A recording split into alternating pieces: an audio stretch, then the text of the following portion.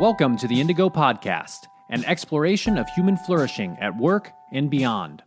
I'm Ben Barron of Indigo Anchor and Cleveland State University. And I'm Chris Everett of Indigo Anchor. For more information, please visit us at www.indigopodcast.com. Okay, Ben, so there's a lot of stuff going on globally right now. If you even listen to podcasts, I'd say there's 100% chance you know what we're talking about. But Ben, what are we talking about? Right. So we're talking, of course, about the outbreak of COVID-19, the coronavirus, which is causing a dramatic shift in the way that we work, in the way that we socialize, in the way that we address healthcare, a whole host of issues that are very relevant to everyone's life right now, not just in the United States, but around the world. And so, we thought that it would be appropriate for us to turn our attention here in the podcast to topics that people are finding relevant. The one that we were going to release for this episode was a really good one that we had previously recorded, but just didn't seem like the right one to do at this moment. So we're going to release that one a little bit later. So right now, we're going to talk about something related to COVID-19. And what is that topic, Chris? Well, we're all at home, socially isolated, right? Better be. I look out my window and I just see, there's neighbors walking their kids or their dogs, or the dogs walking the parents or whatever. And when we get in our little groups to socialize, at least on my street, we're all staying 6 feet away from each other. But you're not getting the zest of life, the hugs, the high fives, you're not going to work. Right? Mm-hmm. Saw a forecast of unemployment may hit 30% here soon. Oh my gosh. So you're stuck in the house. Well, for me, I've got 2 kids and we are homeschooling them. Basically, the teachers are sending us packets and stuff to walk through the kids. And we're just spending a whole lot of time together. Mm-hmm. Right? What about you, Ben? That's the same thing in your hood, right? Same thing in my hood, right? So my wife and I are both working from home, and we are also dealing with trying to educate our 4 children while they are at home, while at the same time all trying to keep various people from killing each other. So it's been a fairly interesting endeavor so far, a couple days into it. And so our topic today is sanity while isolated, lessons from POWs and astronauts. Yeah, and some anecdotal stories from our recent suffering. So, Ben, we're going to cover 3 things today, as you know, because we did the outline together earlier. Right. Humans are social, like how and why that all works and impacts us.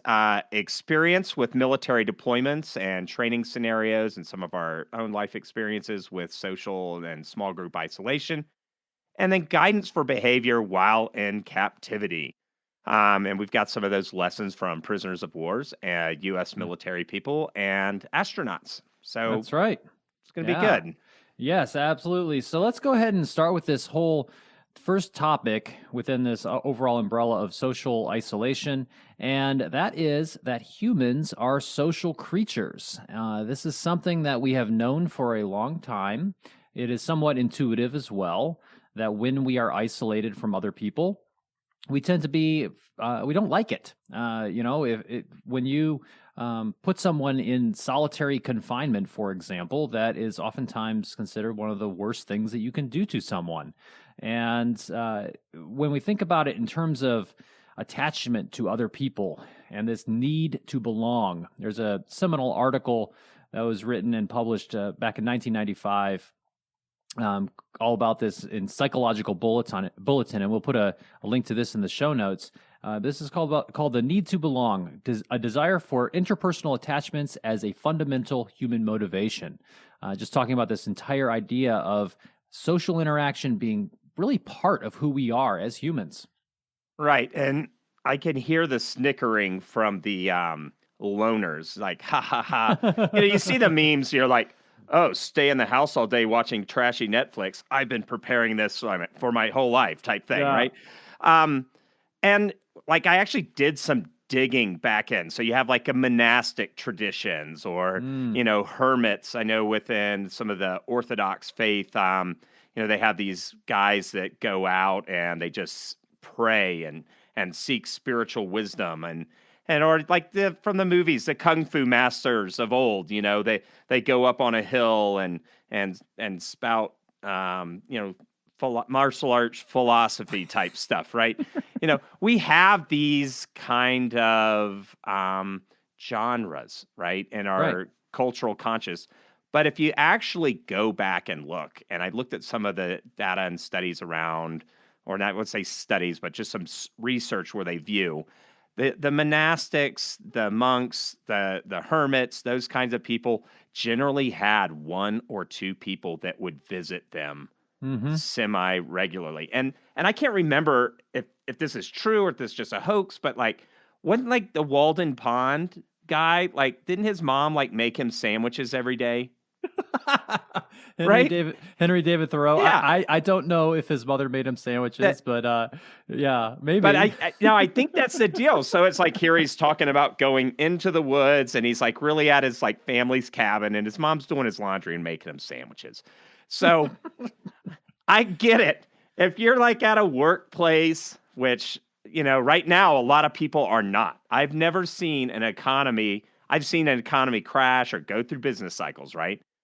Came out of grad school during the big, recession or whatever. Hmm. But like I've never seen an economy go from going to stop like in 2 weeks. Right, Like right. I It is very dramatic, right? And to your point about some of these people who do live off in isolation, they are oftentimes they do meet with other people, and this kind of speaks to this idea that humans are social creatures. Even the hermits, even those who are deliberately living alone, do seek some social interactions. And going back to that article that I talked about that first kind of investigated this, what they state in that article, and I'm just quoting from the abstract, is the need, then they're talking about this need to belong, right? This need to belong is for frequent, non-aversive interactions within a ongoing relational bond.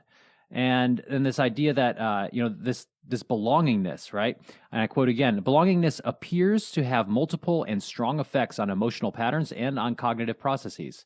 Lack of attachments is linked to a variety of ill effects on health, adjustments, and well-being. So this really seems to be part of us, right? And I'll just end with the last quote from the abstract. It says, existing evidence supports the hypothesis that the need to belong is a powerful, fundamental, and extremely pervasive motivation. We are social creatures. Yeah, you just can't survive. Now, some people need less than others. Sure. I am a person that just really needs lots of social interaction. I go nuts when it gets low. I need it with a variety of people, those kinds of things. But one of the pieces of research that comes out of the 1950s was this guy, Leon Fessinger, Stanley Schachter, I think is how you pronounce his name, Mm-hmm. and Kurt Back. They studied the grad student dormitory at MIT. And one of the things that they were looking at is they did this big survey. I think they got like 100% participation, if I remember right. Everybody filled out about interests, hobbies, what they like to do. And then, they went about their lives and the scientists observed who actually became friends with each other. And they had theorized that it would be people with common interests, hobbies, life goals, personality, something that they'd find something there. But actually, what they found out is just being in proximity Mm-hmm. was the biggest driver of that. Um, which is interesting. So, like, if somebody lived near the stairs, they were like significantly more likely to be friends with somebody on another floor than somebody that may have lived in the middle of the hallway. Yeah, that's interesting. It's just, just being there, right? But what I also find interesting is, that not only did proximity predict people who you became friends with, but what else did it predict?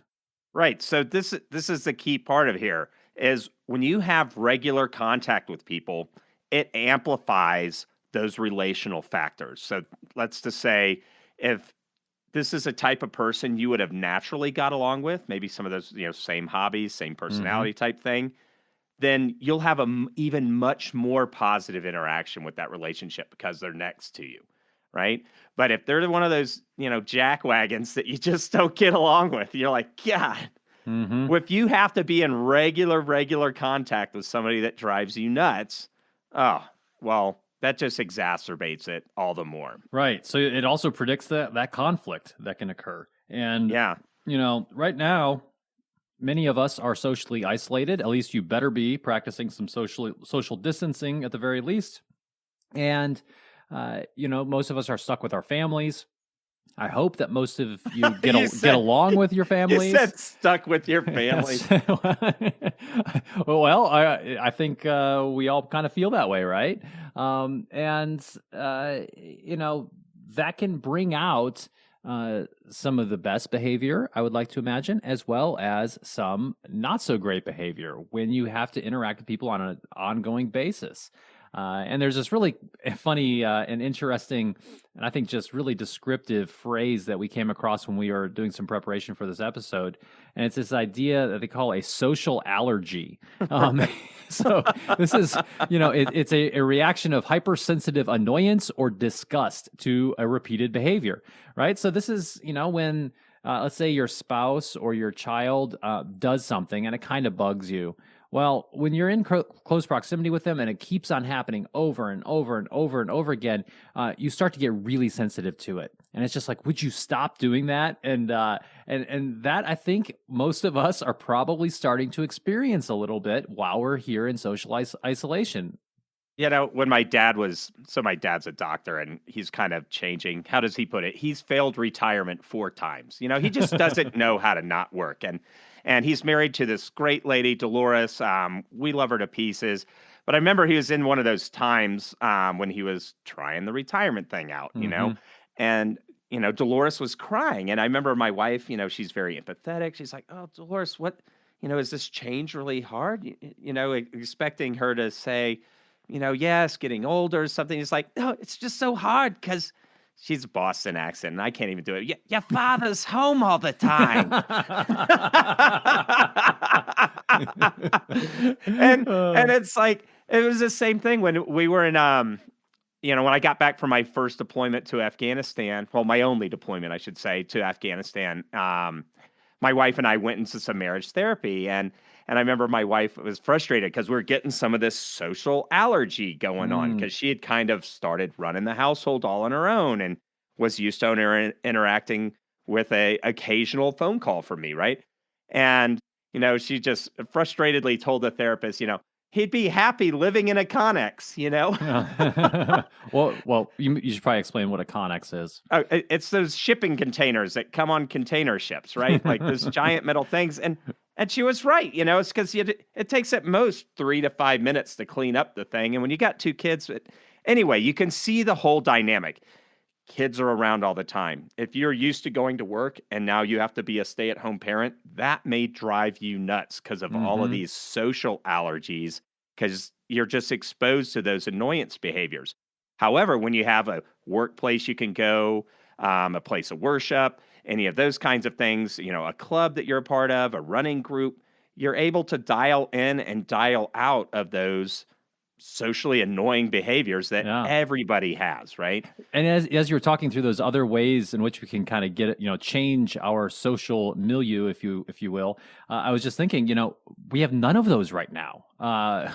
Being in a state of social isolation, we are expressly not to go to our places of worship or out to a restaurant or go out and work out with other people. We are stuck in our homes. And the big paradox here, as we've already described, is that we are social creatures. We have this need to belong.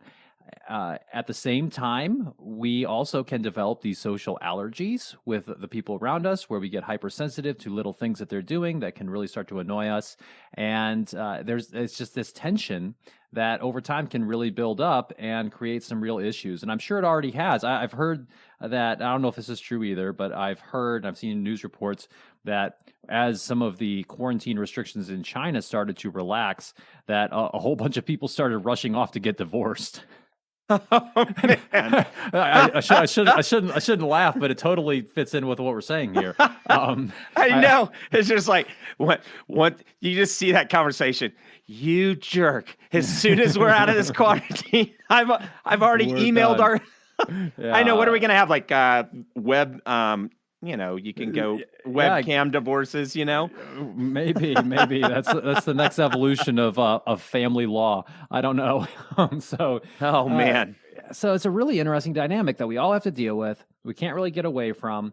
And I think this is where, and I haven't seen this addressed too much, but I think is really useful, is where we can talk about some of the experiences we've had with military deployments and training scenarios, and then move into some of these lessons that we can take from really extreme examples of people, for example, who were prisoners of war or astronauts. So maybe we shift now and talk a little bit about some of the experiences we've had with military deployments and so forth. Yeah, so it's a weird skill set you get. This it's kind of, I think of it as two groups. Like the one group, like how do you be by yourself and don't just turn into a blubbering idiot, right?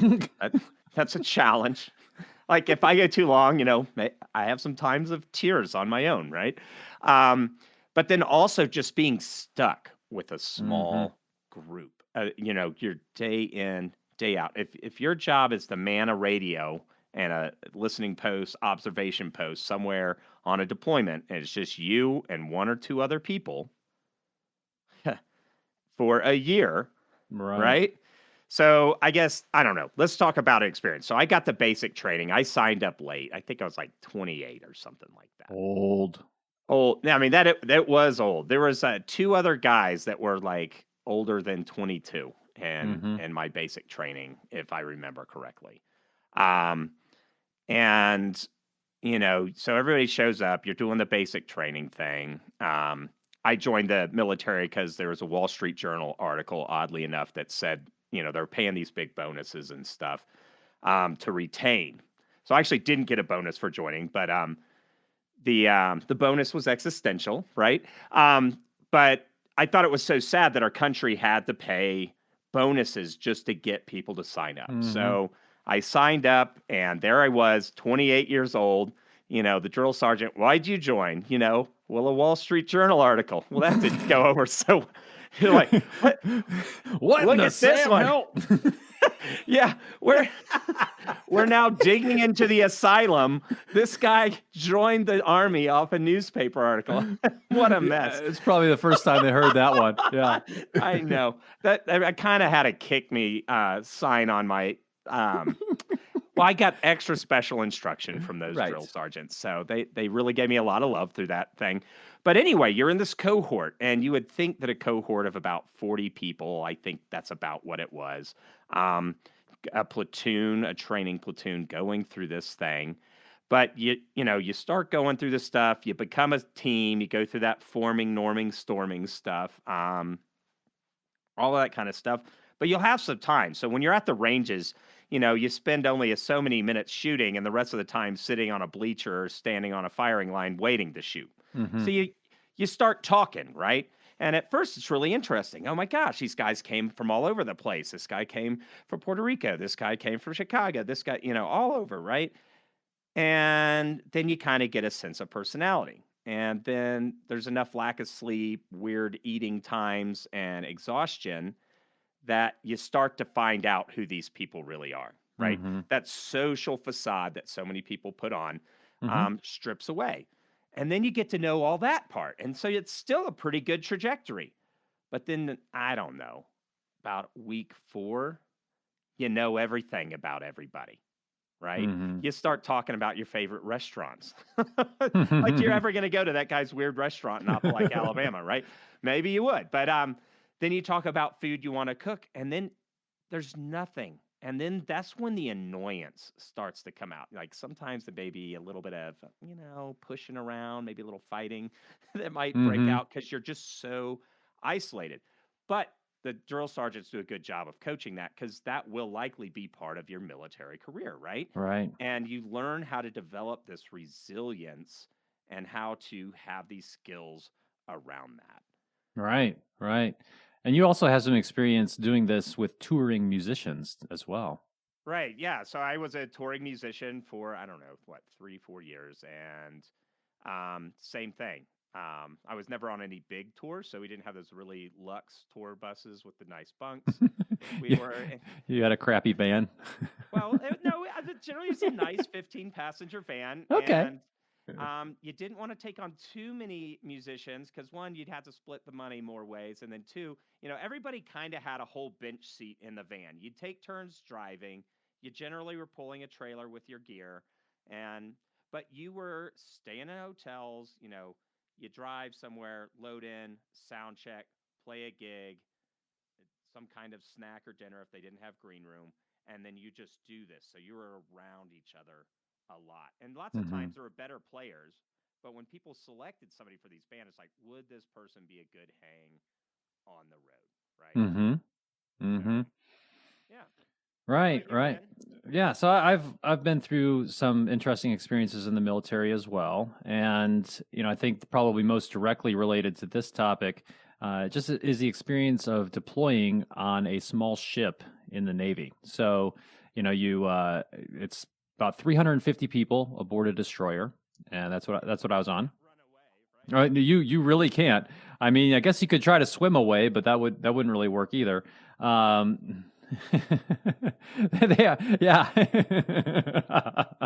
That's right. There's a pretty big moat around your building there. And so when you're out at sea, for a good amount of time, you're spending time not only doing your daily job, but also which you generally have a handful of different kind of roles that you take on. And so you have your daily job you're doing with people. You're eating in the same location. You're working out somewhere. They usually have like a treadmill or something bolted into a weird spot on the ship, and a few other things. And you're sleeping there, and you're around people all the time. Now, as an officer, I did have, you have a little bit more privacy because you are typically in what they call a stateroom, which is a smaller room on the ship for your sleeping. So you live, usually, it's also your little office. So there's usually like a little desk in there for you to use and a computer. So you have that room. And as a junior officer on a ship that size, it's usually with maybe, usually 2 or 3 other people in that room with you, versus the rest of the crew, and they're in larger berthing compartments, which may have 10, 20, 30 and more racks, which are just beds, big bunk beds. And so you're spending a lot of time with these people. And what I found, what people tended to do after a while to get through this, and this may be a technique that our listeners may find useful when they're with their families and so forth. If you're just trying to, sometimes you do just need to kind of take a break and get away from certain people. And, so I had a stateroom that was located in the aft part of the ship, which is the back part. So it was a little bit away from some of the other staterooms where the other officers were. And I had a friend who used to always come back to our stateroom, and he called it the Oasis because we got along well with him, and he liked to eat the snacks that my mom had mailed to us. And so that was his way of kind of recharging, was to get away from his other kind of group of people and go spend some time down there. Now, I think in a situation where you're stuck at home with maybe your family and so forth, that's where you need to, say, hey, kids, you guys are gonna watch a movie, and mom and dad are just gonna go sit and have a cup of coffee in this other room. Like if somebody starts bleeding profusely, come and tell us, but otherwise just sit and watch your darn movie. Those types of things I think can be very helpful. We also, I think you kind of there's a big need for forming and kind of curating a good set of friends. You need to have good social interactions, good relationships, and I think this kind of goes to where when I went to Afghanistan, it was kind of a unique situation that the Navy has done now for about a decade and a half, where we've been sending people what we call individual augmentees, where these are reservists usually who get plucked. They're not part of a unit. They get plucked from their civilian life, from their reserve unit, and said, "Hey, you're going to go do this job," usually in Afghanistan or Iraq or somewhere. So you are literally being taken away from everyone you know, either in the military or out, and being sent to kind of be in a very new type of situation. And what's useful there, and actually, I was doing some military work past couple of weeks, and I heard a chaplain talk about this directly, and I just thought the way he put it was really great. He said, you really need to, because we are social creatures, you have to work to build those social relationships and maintain them. Everybody needs to have in their life someone who they can talk about, all kinds of things with.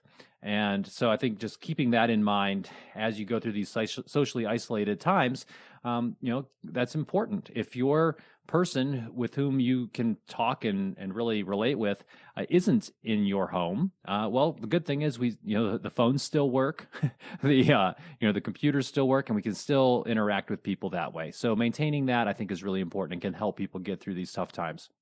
Right. So, yeah, let me share some pragmatic tips, before we kind of go on. So, I was out on this one project where we were doing Meditech and McKesson implementations for this large hospital management company. And we had these travel trainers because not only would the software get turned on by IT, we had to train physicians how to use it and make sure that we were compliant and everybody was trained, right? Mm. And so some of it was as simple as, hey, doctor, you need to click here, right? Here's where you can get their, blood work and that kind of stuff. So, but anyway, a lot of people it's hard to get people for these jobs where you travel a lot because, we like to have a regular social thing. So it was about a year that I was on the road Monday through Friday. And then I had drill for my National Guard service one weekend a month. So I only saw my family 3 weekends a month. Mm-hmm. So, but I had the preparation from the military to be able to emotionally deal with this. But we'd watch people come on and get onboarded. And fine, they learned all the trainings. They know how to do the software. They know how to book their travel. They know how to submit their expense reports. And then they'd be on the road. And within 6 weeks or so, they would bug out, which was, it was a challenge because then the extra work would fall onto us and those kinds of things. So some of the tips that were helpful is always stay in the same hotel. Develop something that you do for yourself, be that a book club or whatever. Do the same kind of patterns. And this is that kind of thing. So if you're like at home, wake up and don't look like a, pajamagram all day, every day, right? Wake up, take a shower. In the military, we do this. Everybody makes their beds. Their boots go stowed in a certain way under their bunk, their stuff. These are these things that I call them like hangers for our emotional sanity.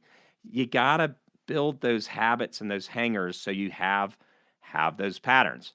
Second thing, if you're always around, so it's easy because you don't necessarily know anybody when you're on these travel situations, or if you're stuck with a new group of people. I have a friend of mine that just took a new job at a university in LA, and he didn't know where he wanted to live. He's a single person, so he just said, hey, I'm going to get a room and a house with a couple of other individuals. California is now locked down, and he is living. Gosh. I know. He's now quarantined with 2 people he doesn't even know. That's going to change.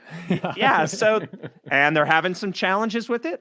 Good news is they're working through it, but we have a portfolio of relationships in our lives, right? So, you have your home and family life. But if you're stuck with your family all the time and they're used to you going to work and they're used to going to school, they're not used to this dynamic of being together. So one way is to have some separation. I know that now, Ben, you and I had met at this thing. It was most weeks, I think it was cigars and guitars in Afghanistan. So we'd smoke cigars and play guitars and sing, like Radiohead songs and stuff. That was a really great time for me because I spent so much time with my unit, vehicle maintenance, kicking off, approving missions, all those kinds of things in a close, small office, day in and day out. It was nice to have a time once a week for a couple hours where I could just go socialize with somebody else. And sometimes, I would also just put my earbuds in because the density, we were on this camp called Camp Eggers, and it was like the density was like more than the densest city in Yeah. the entire world. So you couldn't get alone time. And so I'd take a folding chair over to the wall, put in my headphones, face the wall, and read my Kindle because I just didn't want to see anybody. So I had to Hmm. have both alone time, other social time, and then like, you're maintaining that team time. So how that's Right. looking for me here right now during this thing is I have my time with my daughters where we're like homeschooling, doing those school packets I sent, time with my family, like at the meals. And then I have like sometimes like I'll take an hour or two each day. I know it sounds like a lot where I'll video chat a friend, um, go on a socially distanced walk, 6 feet away walk with the neighbor, those kinds of things. So I have my separate time. And then I'll also have my alone time where I'm either like reading or practicing guitar or something like that. Right, right. And I think, that's a really good way to look at how we can build some routine and some predictability and some structure into our daily lives when it feels like so much of our daily life has been upended. So, with my family, for example, that looks like, hey, everybody still gets up and still gets dressed, still gets their teeth brushed and all that kind of stuff. We're still having meals at the regular time. And like you said, alternating between these different types of social interactions. So, there's the time for my wife and I to work individually on our own because we're both working at home right now. There's time for the kids to do things together, time for the kids to do things separately, and time for us to interact with them as well. So, and like you said, building in some of these other opportunities. So having, a video chat that happy hour with people, those kinds of things can happen. And I think having that kind of routine can help get some of that social allergy out of the system. So because if you're only paying attention to those things that are right in front of you and the people who are immediately around you, and that's going to lead to some conflict. You need to kind of break it up a little bit. And you can still do that even if you're stuck in the same building, the same home. Yeah. I mean, thank goodness we have technology. I mean, this would be really hard. This would be a lot harder, I would say, I think, if we didn't have the ability to, talk to people, video chat, all that kind of stuff, those types of things via technology, right? Right. And this is one of the things that, so people will also go through mood changes. So I know when we're on deployment, sometimes, if you're at a critical part of that mission, maybe one of the soldiers has a baby and they're not able to fly back over for that event. Mm-hmm. Now, we had several that were able to do that and it was fine. Or maybe there's a death in the family, right? Mm-hmm. And those kinds of things.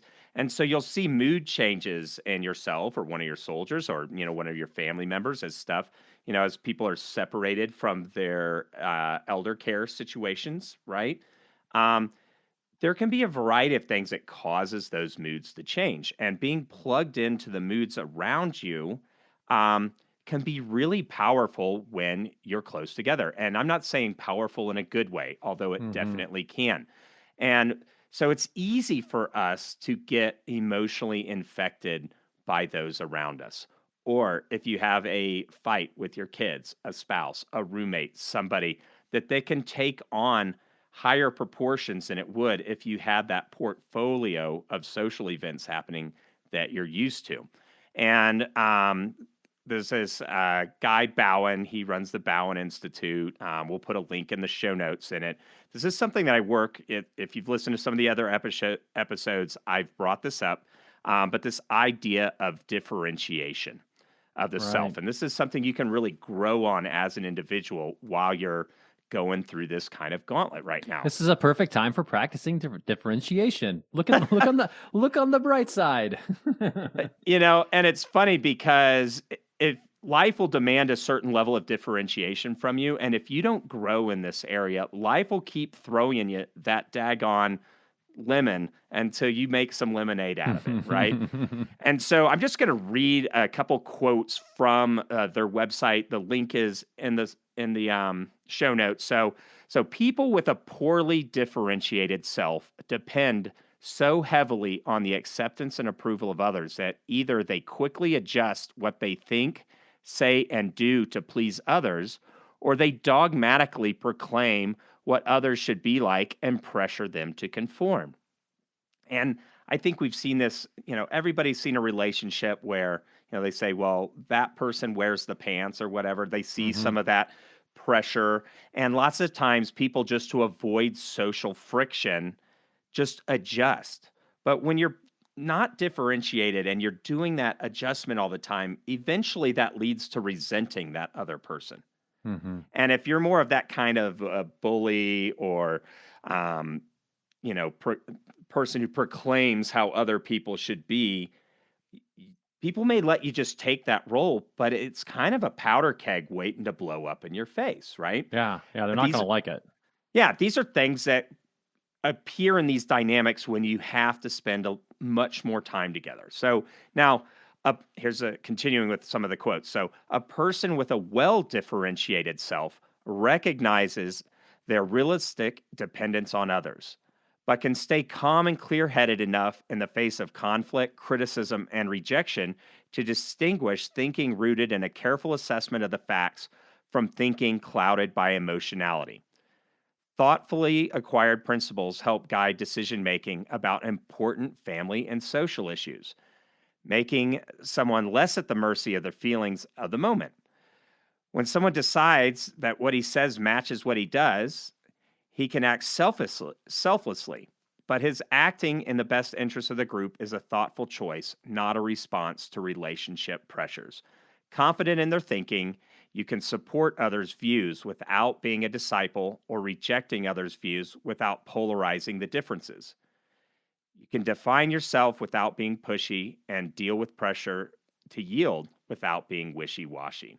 Mm. So, this is this idea you have a sense of yourself, so you can advocate for what you want. So, let's all play Monopoly right now. I've been spending a lot of time with you guys. I want to just go stare at the wall and pick my nose, right? And then, but then somebody's like, oh, does this person not feel close to the family unit? So you can have some of these enmeshment issues that will Mm. appear. And especially if you have, say, a death of the family member outside that you're not able to visit, it's a way of being tied together. So if you ever see that, Ben, you ever see that three-legged race thing that they do at like some church events or Oh, like sure. different things, right? That's where they tie the inner leg to each other and then you have to race. Um, you could go so fast, but you could go so much faster if you were actually separate, right? Mm-hmm. And so the challenge here for a lot of people, at least a lot of people I see that face this kind of thrown together situation, is how how do they be separate and not infect other people with this? Their desire for being separate is a reflection of that person. Right, right. And it's also about being assertive enough to say what you want in different situations and not allowing yourself to only try to please everyone at all times, because that's not going to help either. So I think that's a really, really good type of activity and way of thinking for us all to practice while we are being isolated with each other in these small Right. groups. You've got to take care of yourself. If you're seething with resentment because you're not drawing boundaries and space for yourself, you're actually not being a good teammate to the rest. And so you need to communicate. Likewise, if somebody finally stands up for themselves and says, you know what? I'm not okay with eating ramen every night, Mm-hmm. or the same ramen every night or something, right? Um, then you need to be a good teammate and be like, wow, thank you for sharing that. What can we do to make this good for all of us? Right. Right, right. Great. So we've talked about kind of our experiences. We talked about how humans are social creatures, and that's a really interesting and complex thing.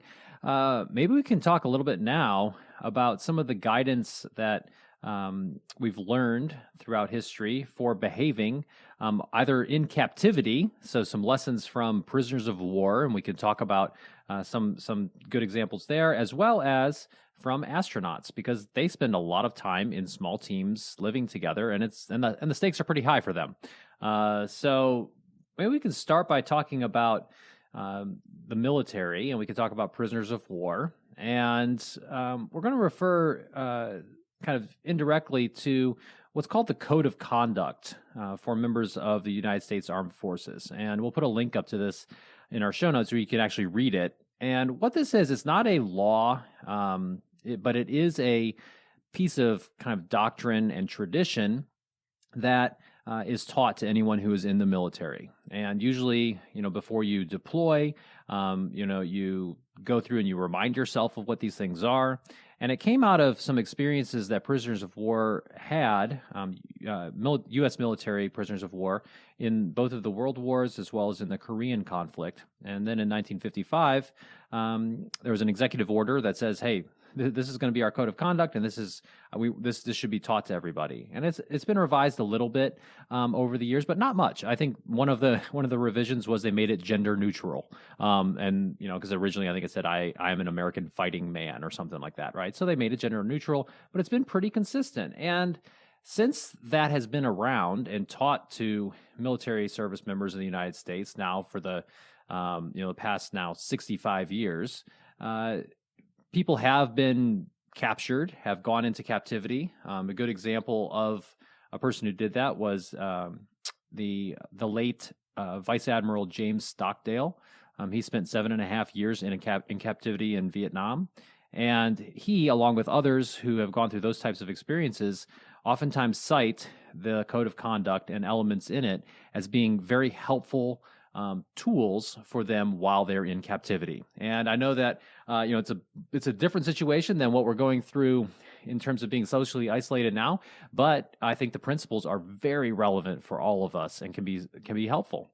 Yeah, that just to be specific, there's a massive difference between going through a POW.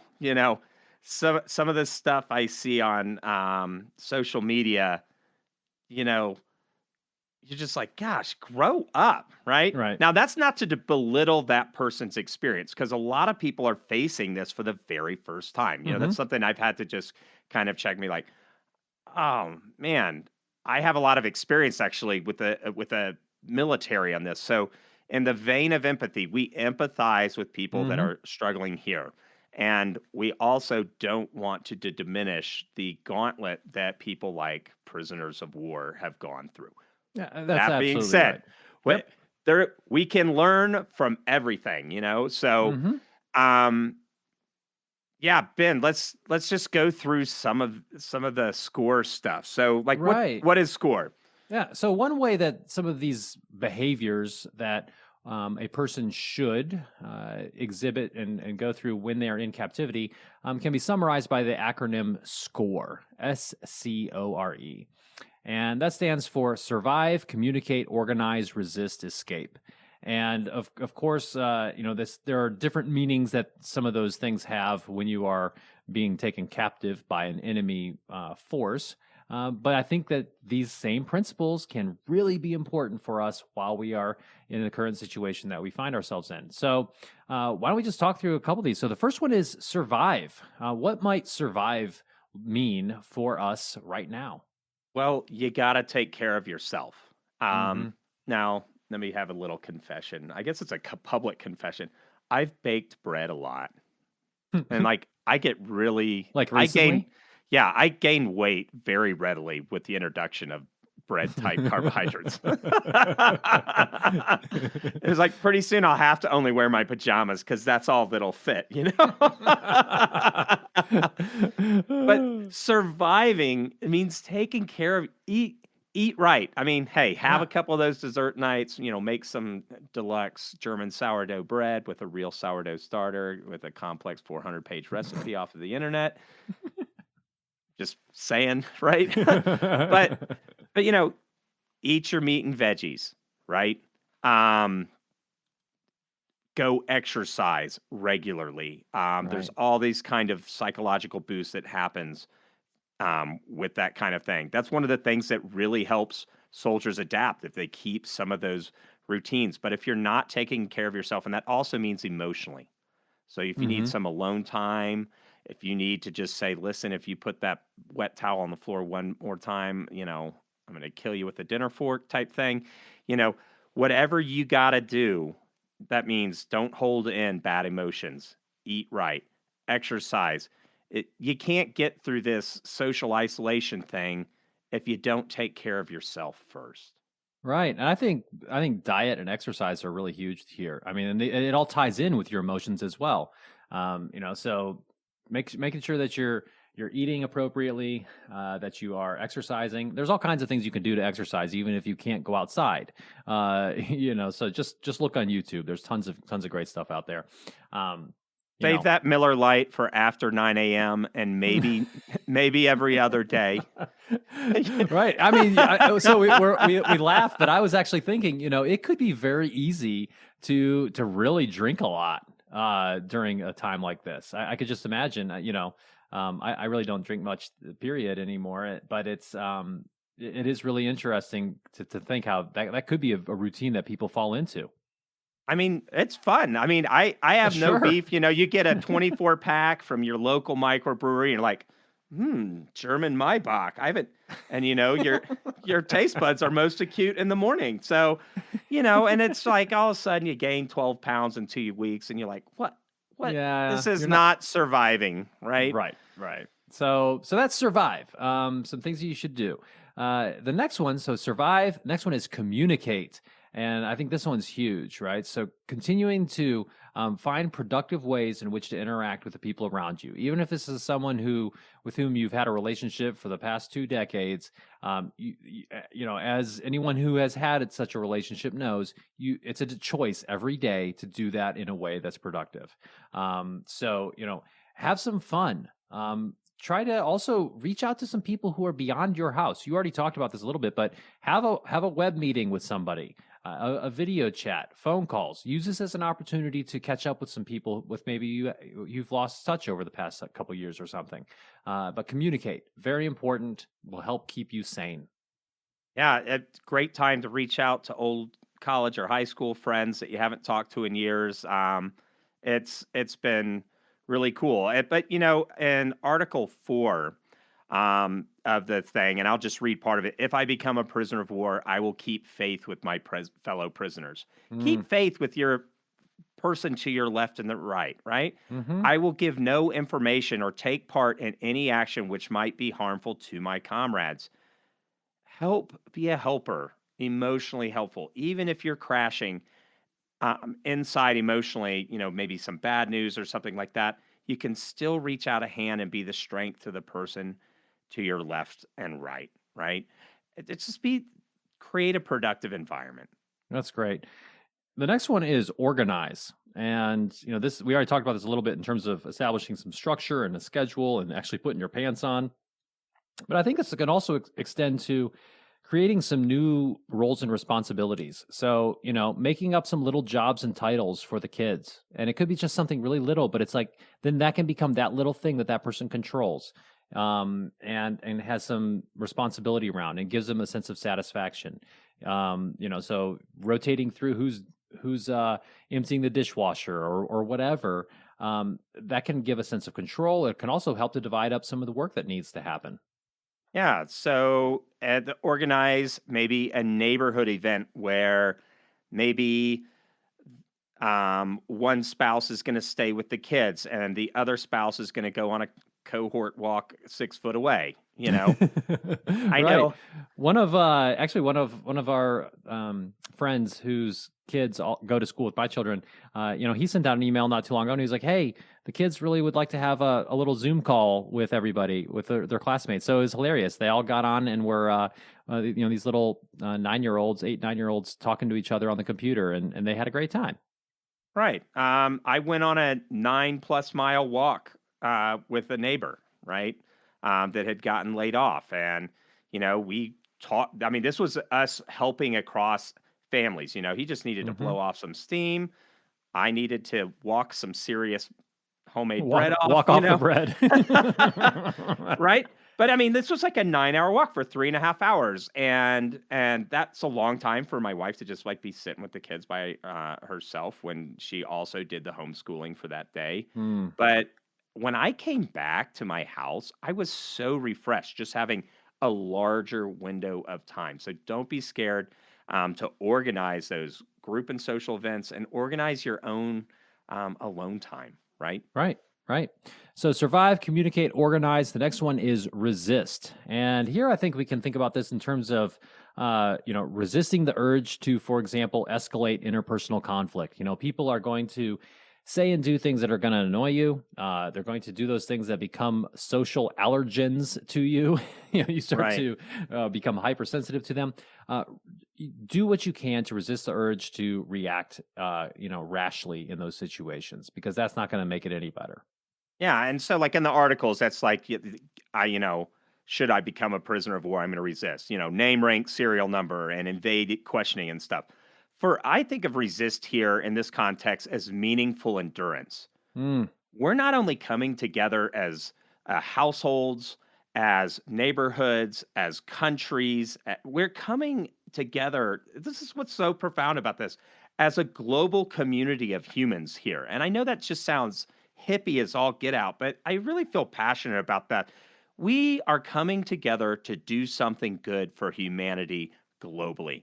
And hmm every, you know, think global, act local. This is like one of those big time things about us. And we're going to resist those urge to defy the advice of experts. We're going to resist the urge to cause fights and problems in our communities because we just got to get through this daggone thing. And so hmm we have a mission here that's worthwhile, and we're going to resist those temptations, right?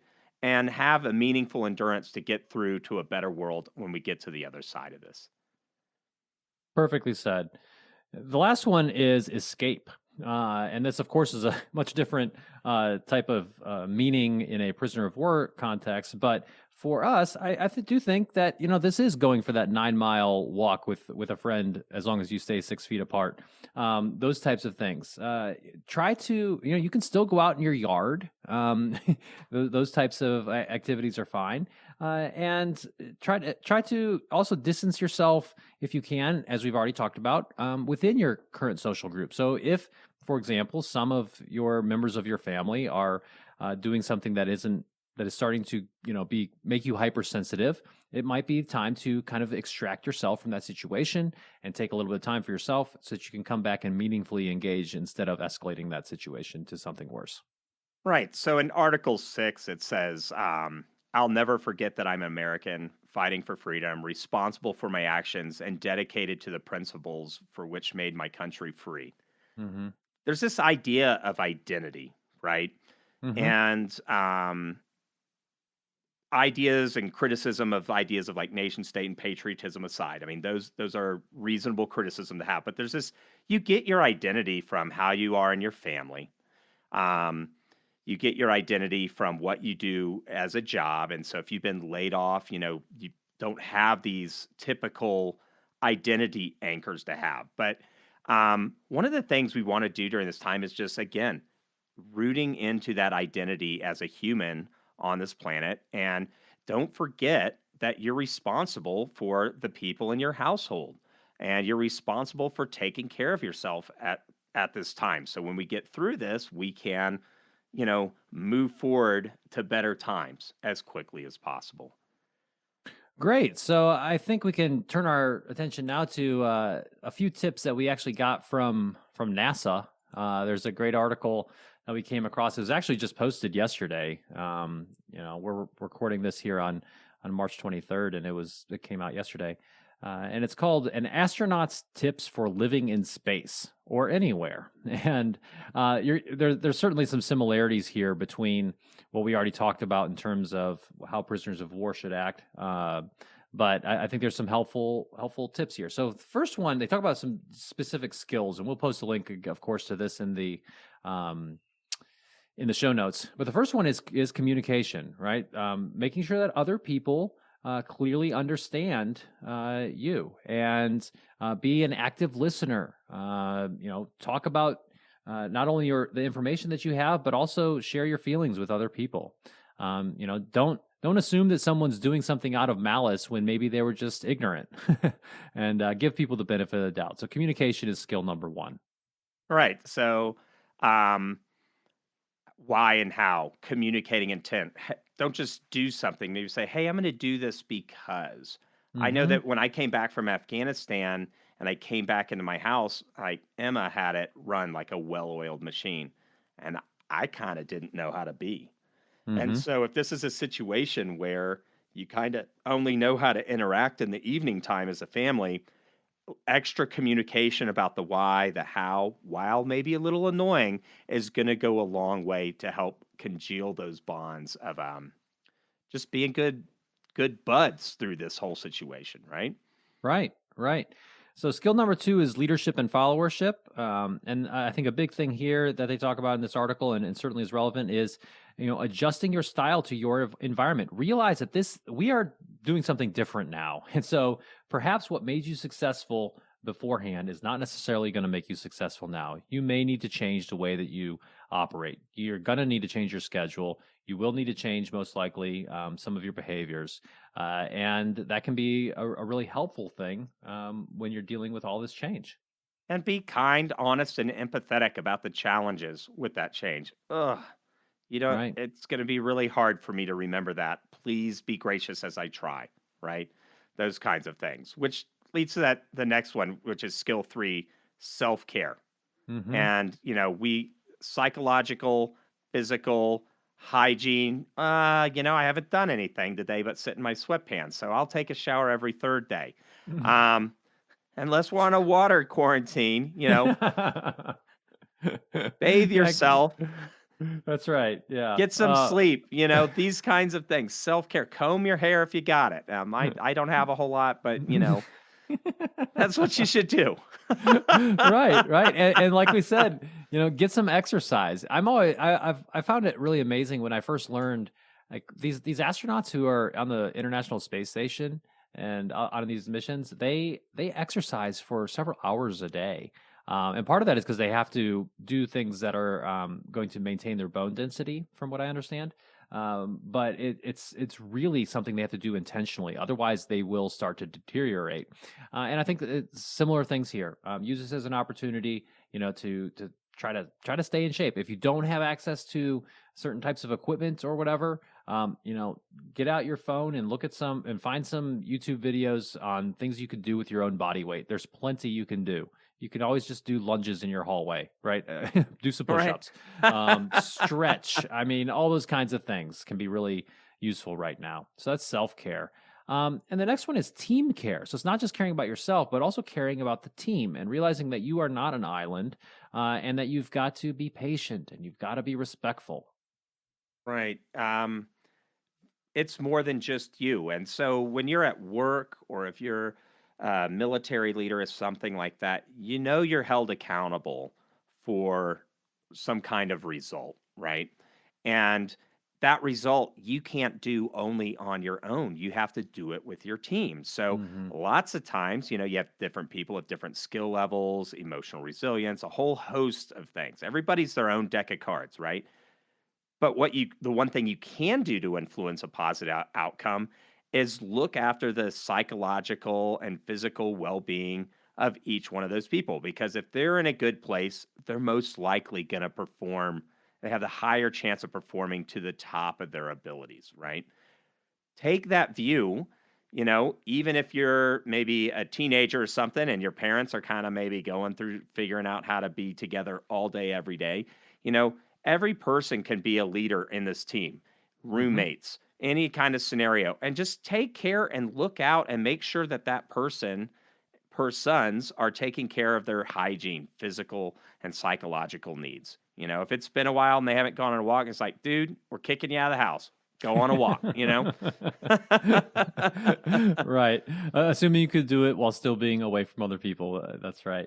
That's And the right. last one is group living. And this one I think this is something that we're all getting more used to because we're with each other not only perhaps in the evening times, but also all day. And both, there's some other skills that need to come into play. We need to cooperate rather than compete, obviously. But I think, just having a positive team attitude is really important. And it's funny because I think I do this a lot with in my work groups, particularly in my military role. I probably could do a better job of this just in the family. And, give praise frequently. Don't just, be the compliance person, coming down when the kids are perhaps doing something that's, breaking the rules in some way, which they will. But give praise frequently. Try to build up an era, kind of an era of positivity within the group. Right. It's group. I love how they just call them skills. So you're like, okay, Hmm. well, I got this skill of self care. Okay, I can practice that. Leader, be a leader, follower. Okay, practice communication. But group living is a skill, right? And you Hmm. have to develop it. And guess what? A lot of us are being forced into that situation. So, like it or not, and that's how it is for the military. You get assigned to a ship, and that ship goes out for a tour or whatever, and it's not like you can be like, I don't really like the people I'm working with. Let's just get on the satellite phone. I'm just going to call the HR person, say I need to be reassigned. No, if you did get the time on the sat phone, they'd be like, we'll talk in 2 years, buddy. Right? Right, right. Um, you're forced in that situation. So lots of people, I mean, that is a daily situation for military people. You can do it, but like the military people, you're going to have to develop that group living skill. Right, right. So those are some skills from astronauts. Certainly some parallels there with uh, some of what we talked through in terms of prisoners of war. And I think they all have some good application for the context in which most of us find ourselves right now, trying to socially distance ourselves and trying to isolate ourselves as best as possible in the face of coronavirus. So, I think one thing I'd like to just wrap up with is just we've talked about this on the podcast before, but through a little bit of the wisdom that comes from Viktor Frankl. And Viktor Frankl, he was an Austrian neurologist and psychologist. He was in a concentration camp during World War II. He wrote a book called Man's Search for Meaning, and it's a fantastic book, and we'll put a link to it in the show notes. And his again, just like with the prisoners of war, we are not comparing what we are going through right now with those extreme examples. We are definitely not saying that we are any of our experiences are on par with anyone going through the Holocaust. But there are things that in those dire circumstances, if in those circumstances of horrific proportions, Viktor Frankl was able to find moments of beauty and joy, which is what he describes in certain places in his book. We can too. Yeah, And this was a guy that looked into the abyss of human experience. right. There's I can't even fathom anything Nope. more devastating than the Holocaust. And he goes in there, and this is what, that's a horrible experience, but this guy is a superhero because he goes in and through that, and he comes out with these gems for all of humanity. And that's why his work is just timeless. Man's Search for Meaning. You should go buy it and read it. It's absolutely. But we got a few quotes from Viktor Frankl. So, Ben, why don't you share one? Sure. So, again, these are all quotes from Viktor Frankl. Everything can be taken from a man, but one thing, the last of the human freedoms, to choose one's attitude in any given set of circumstances, to choose one's own way. Right. When we're no longer able to change a situation, we're challenged to change ourselves. Between stimulus and response, there is a space. In that space is our power to choose our response. In our response lies our growth and our freedom. I grasp the meaning of the greatest secret that human poetry and human thought and belief have to impart. The salvation of man is through love and in love. The last of human freedoms, the ability to choose one's attitude in a given set of circumstances. Each man is questioned by life, and he can only answer to life by answering for his own life. To life, he can only respond by being responsible. A human being is a deciding being. Live as if you were living a second time and as though you had acted wrongly the first time. Wow, those are great. Yeah, they're so good. So good. And I think the big takeaway for all of us is, we don't have control over the things that happen to us sometimes, but we do have control. We always have control over how we react to those situations. We have control over our attitudes. And sometimes just believing that and acting in that way can really be powerful. Right. So let me do a bit of a recap. So today, the episode was Sanity While Isolated, lessons from POWs and astronauts. So first we talked about humans are social, and we need that. And lots of times I see problems with humans. They try to act like robots. If I could just discipline myself enough, and that doesn't work. We need to recognize that we have these deep felt needs and organize around what we need to do to thrive as humans, not robots. Then we discussed about different experiences from our military deployments, our training scenarios, me as a musician. Some of the highlights from that is getting a schedule, taking care of yourself, differentiate. Go check out that stuff from Bowen that's in the show notes, the Bowen Center. And then we talk about guidance for behavior while in captivity and lessons from prisoner of wars, the U.S. military, and then some really cool stuff and skills from the astronauts' experience. Great. Stay safe out there, everyone. We are here at the Indigo Podcast. Reach out to us at any time. We'd love to hear from you. Thanks for listening to the Indigo Podcast. If you like this podcast, please consider helping us by rating us on Apple Podcasts or wherever you listen, telling your friends about us, having us on your podcast, or mentioning us on social media. Our website is www.indigopodcast.com, where you can access more information about us and this episode. Thanks again, and we look forward to talking with you again soon.